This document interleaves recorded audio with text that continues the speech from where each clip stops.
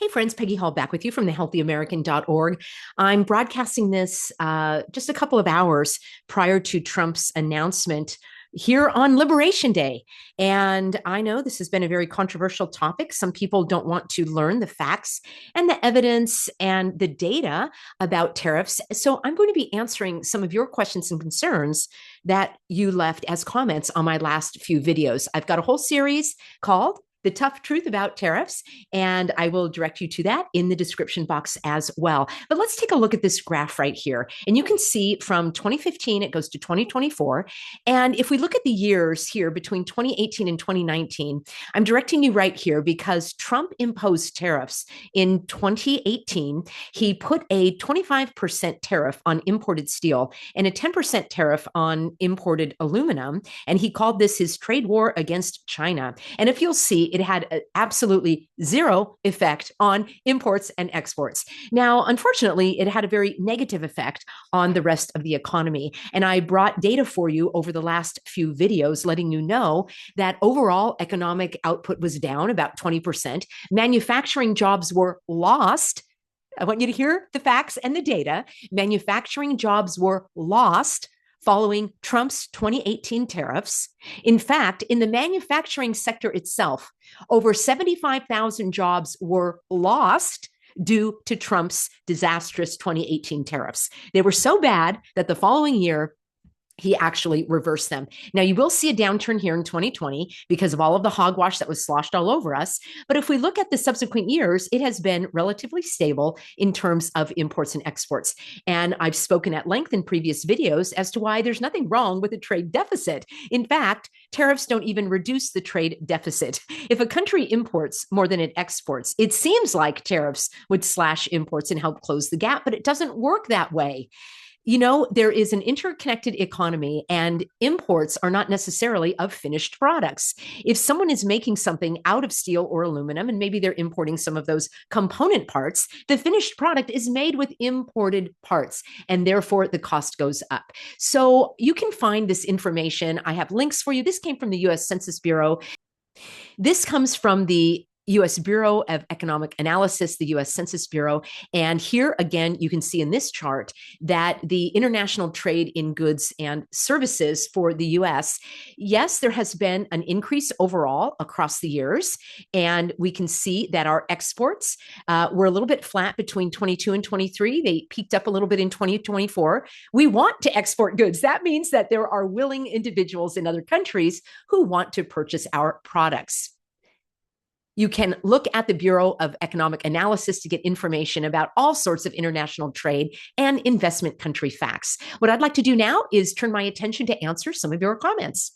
I'll remind you that the United States is the second largest exporter in the world after China. Well, China has nearly 1.5 billion people. The United States has less than 350 million. So it just stands to reason with the numbers that China is going to be exporting more. You don't want to buy in China? You don't have to. The United States is well represented in every single industrial sector in the United States. Every single major economic sector, we have manufacturing, we have goods, we have services. So the United States is an economic powerhouse. All right, I went over this in previous videos, everything that the United States exports. We have more than enough. We have such an abundance that we are able to export.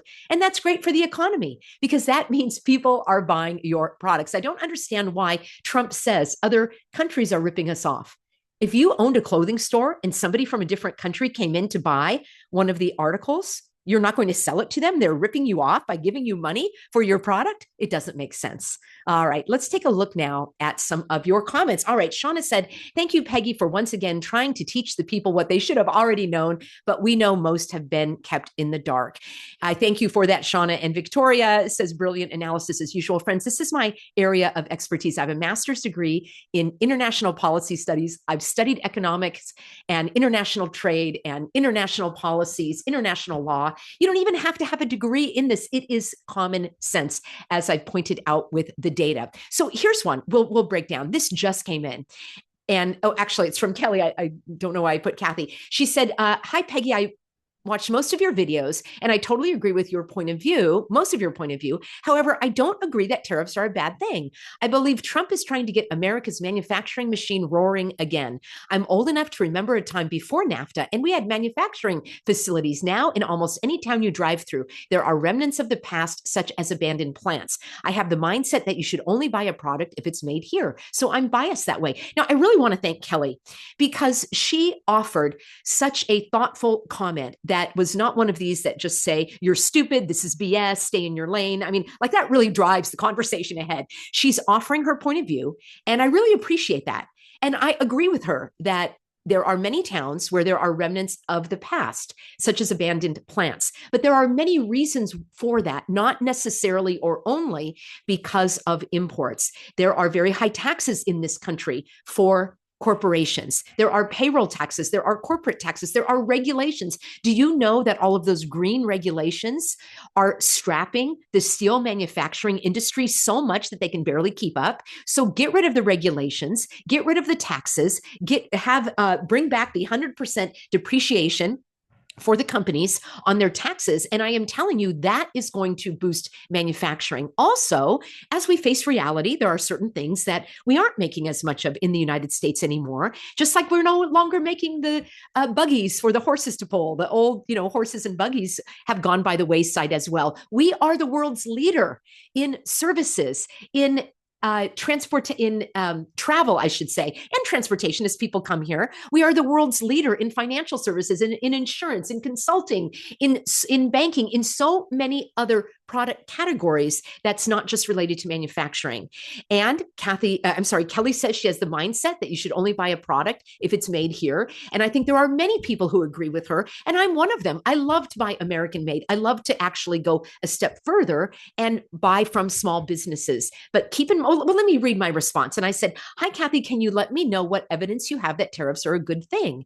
Because I've shown all the data that actually tariffs harm the economy and they are a tax on the consumer, and why you think you can't buy American made products. There is no sector in the economy where the US does not have manufacturing. And there are several sectors in the economy where the US is the world's leader. So I think what happens, friends, is that there is a narrative going around that manufacturing is dead in the United States and you can't buy American. And I would like evidence of that, because my personal experience and all of my research that I've done and the data that I presented points to the opposite. So I wrote, also keep in mind that even products made in the USA likely have component parts that are imported. That is the nature of how the international economy has developed. And people have prospered because of it. Friends, we are the richest nation in the world because of free trade, free enterprise, the capitalist system. Is it perfect? Absolutely not. Is there a better way? No. If there were, we would see it. But the free market, the free economy, and our freedoms have actually developed because of our political system, the greatest amount of prosperity for the greatest amount of people. And history bears that out. The facts and the evidence and the data bear that out. So free trade, as I've shown with evidence in my video series, actually helps people thrive in all economies. There are other ways to bring back manufacturing that really work, like deregulation, lower corporate taxes, 100% bonus depreciation, favorable loans, and other incentives that could attain the goal that you are after. So I'm asking, are you aware of those? Unfortunately, Trump's tariffs of 2018 reduced manufacturing jobs, the opposite of what you are in favor in. Friends, I would be in favor of tariffs if they worked. And unfortunately, Trump's tariffs didn't work in 2018, and they're not going to work in 2025. His tariffs did the opposite of what he said they would do. They increased the cost of living by by a higher percentage, which was nearly double over the previous years and the highest in a decade. And surely that's not what you are in favor of. I do see a couple of typos. I will go back and make those changes. And thank you, Kelly, so much for your comment. All right. Rose says, thank you, Peggy. As always, very well said. Ignore the ignorance of some people who don't like facts. Just the facts, ma'am. Thank you, Rose. I'm presenting facts. I will say I have never badmouthed Trump at all on this channel. I have never called him a blundering, bloviating buffoon. I've never made comments about his appearance. There are many things that I have pointed out about others in the public eye, and I have never done so because I do believe that that's not going to be a part of this conversation. We can look at his actions and we can look at his policies, and those stand on their own aside from anything else about who this man is. Let's look just at his actions and policies. Here we go.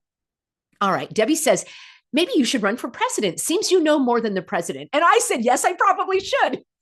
Having a little fun here, friends. Since Trump forgot how disastrous his 2018 tariffs were for the economy and manufacturing in particular, or are you, I have a little typo, or are you in favor of policies that harm the economy and act as tax increases? Well, Trump's tariffs were so disastrous that they reduced manufacturing jobs by 75,000. All right. It went in the exact wrong direction. Further, his tariffs kicked off the retaliatory tariffs from other countries, which further harmed our exports. Friends, tariffs don't work. It's simple. There are other ways to achieve the stated goals, ways that actually work. All right, Catherine says they are already working. I guess she means tariffs are already working. I don't mind paying a bit more over the short term to bring middle-class jobs back home. I never took you for a globalist, Peggy. Surprising. All right. I said, Catherine, I never took you for someone who ignores the facts of the historical record related to the harms of tariffs. Did you watch the video? Did you study the data as I have? I did the research for you. Trump's and we're not talking about 100 years ago, friends. We're talking about a few years ago in Trump's first term. His 2018 tariffs decreased middle-class jobs back home. His steel tariffs, I want you to hear me clearly, his steel tariffs reduced steel manufacturing jobs.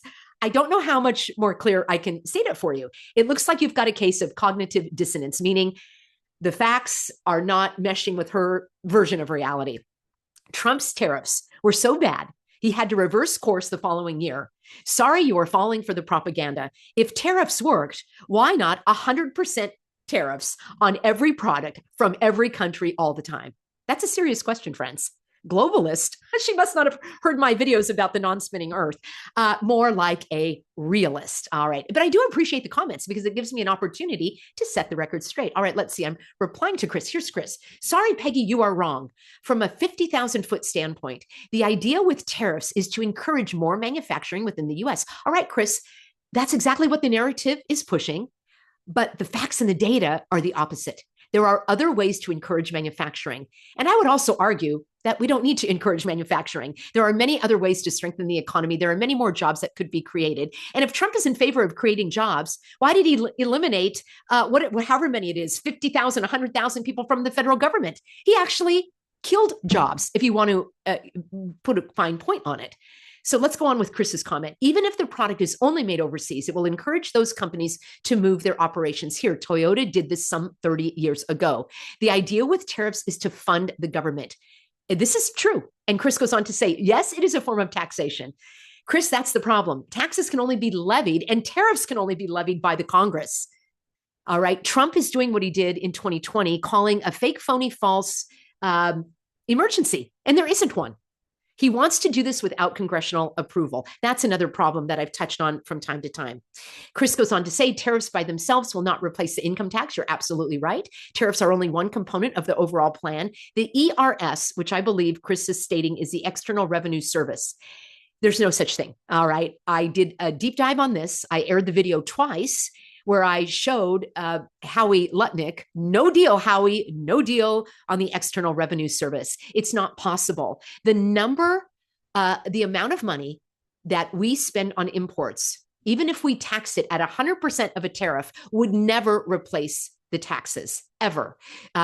Chris goes on to say, most importers to our country are foreign owned, so their money is flowing into the US. Yeah, isn't that a great thing? It's a great thing. Other countries charge us, the US, for exporting our products into their country. I would like you to tell me which those are, because I've done the research and many people are falling for the false narrative. There are very, very low tariffs for most US products, except for in developing countries in Africa.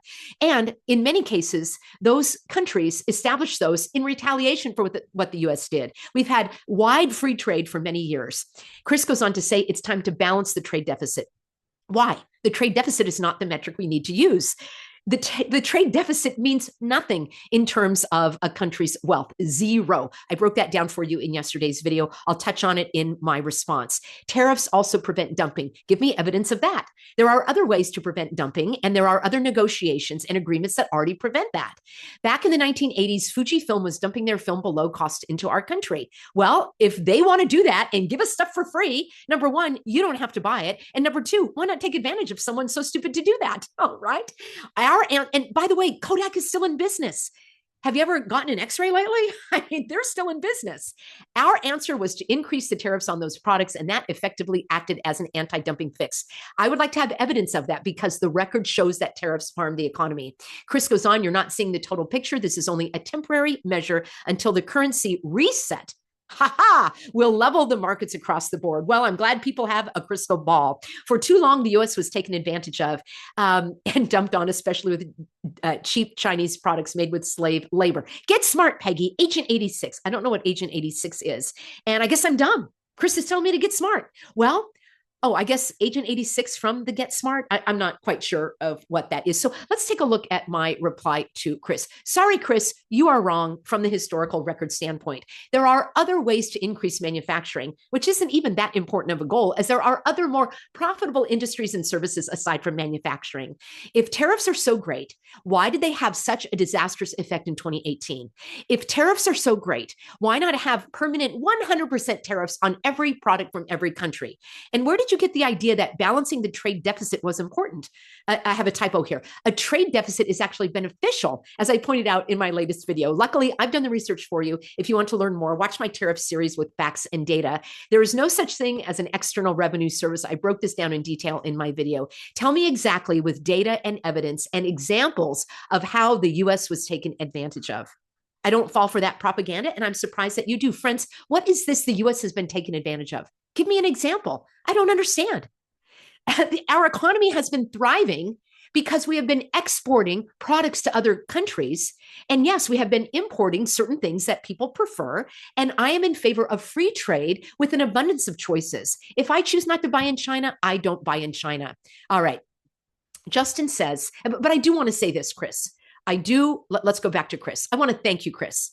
I want to thank you for taking time to formulate a response that was very thoughtful with information from your perspective. I really appreciate that. There are some others here that, let me see, I don't know if I have them. They're kind of funny where people say, BS, you don't know what you're talking about. Stay in your own lane.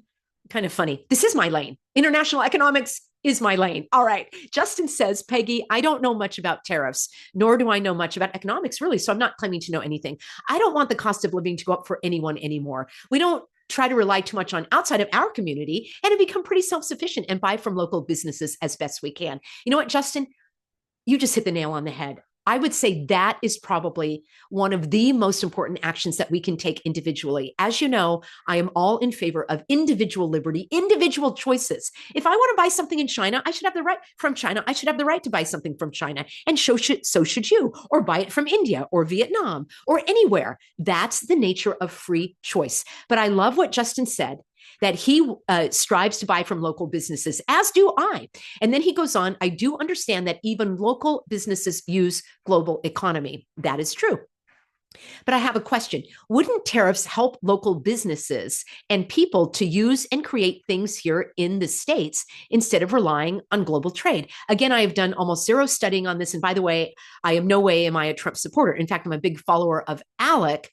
I think that's Alex Zeck on Instagram and his view on volunteerism over government authority. I honestly think the only authority is the Lord. God bless and thank you. So, Justin, I want to thank you for your comment, again, for taking the time to ask these questions and to pose your concern and your perspective that tariffs could help local businesses use and create things here in the States. So my response was, hi, Justin, tariffs harm businesses at every level. So not only the big businesses, but also small. And I give specific examples in my videos, so best is to watch them carefully to increase your knowledge. But the summary is that many imported small parts and raw materials are used in completed products made in the USA. So tariffs always have a negative impact, as the historical record shows. And then, if tariffs worked, why not 100% tariffs on all products all the time? What works is lower taxes, fewer regulations, and free trade. Let me give you an example. Cousins of mine used to create a product of something that they sold in the farmer's market. And it was a food product. And they made it at home and they packaged it up. And it was really good. It was a type of like smoked fish, spices and things like that. Well, they had to go through so many regulations. And these are very, very left-minded cousins, let me just say. And they're all in favor of kind of socialistic policies and everything until it came home to roost. And they were told that there were so many regulations they had to go through to sell this smoked fish and their spices in the farmers market that they finally gave up. So that's an example of how local businesses are harmed by regulations. It has nothing to do with anything to do with imports.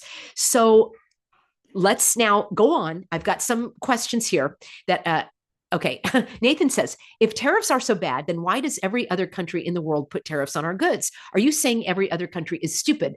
I would say you are out of your league on this issue. Which historical facts that I presented about the harmful effects of tariffs are you disagreeing with? Did you even watch the video? Because he's replying to a video where I showed the actual data of tariffs harming the economy, driving up prices, increasing the cost of goods and overall the cost of living, decreasing wages, decreasing jobs, increasing unemployment, and decreasing manufacturing jobs. So it doesn't matter what other countries do. What matters is what we do. Did you miss the part about the other countries levying tariffs as a retaliation against what the U.S. did?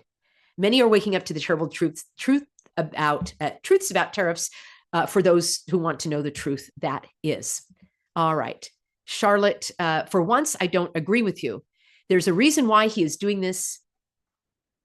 And in the end, I truly believe they will work. I understand how they work. I want more stuff manufactured in this country and do away with outsourcing to other countries. All right.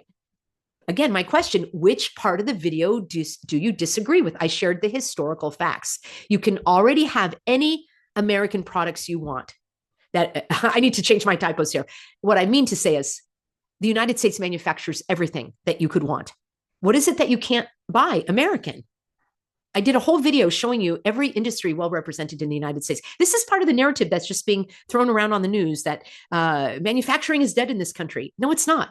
We are the second leading exporter of manufactured goods in the entire world. That means our manufacturing industries are thriving. I've been sharing this with data. I'm not going to share all the data. These are answers to your comments to videos where I shared all of the information. Did you miss the part about tariffs raising the prices you pay? And the part about unemployment going up and manufacturing going down. These are simple facts, easy to understand, and I have an entire playlist. So let's do this. I want to share, this is an article that came, it's very recent, and it is from Jared Bernstein, the chairman of the U.S. Economic Advisors, 2023 to 2025. This was in the Wall Street Journal, and the article is titled, Tariffs Won't Bring a Boom in Manufacturing.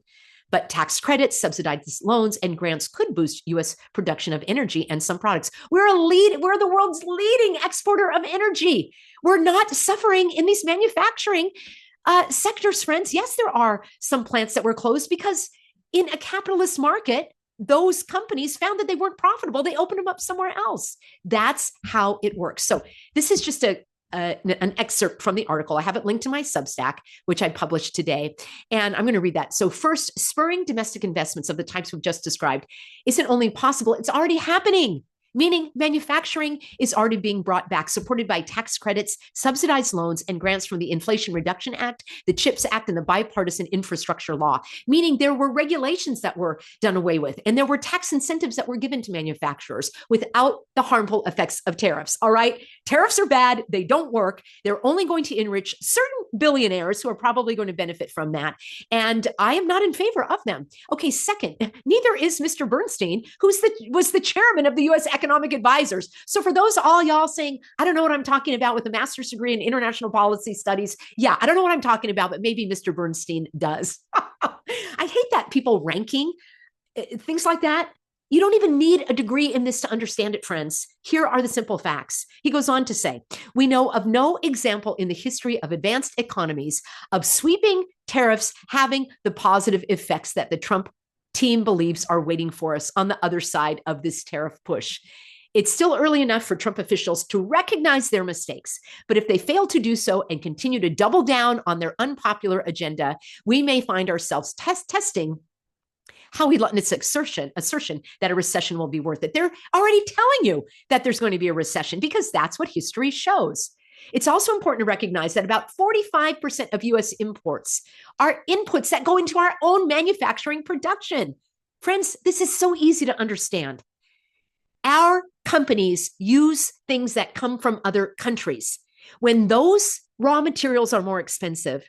The final product is going to be more expensive. And why not import those materials? Why use up all of our own precious resources when someone is willing to give them to you from their country? This is the nature of trade.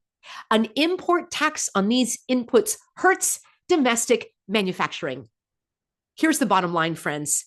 Why have American car manufacturers pleaded with the administration not to impose tariffs on steel? And why has Alcoa, the largest U.S. aluminum producer, sought a waiver from tariffs? Yes, why indeed? My savvy, sophisticated, smart, healthy Americans who have been learning about the tough truths about tariffs know exactly why. And I've told you before, and I'll just finish out with the summary.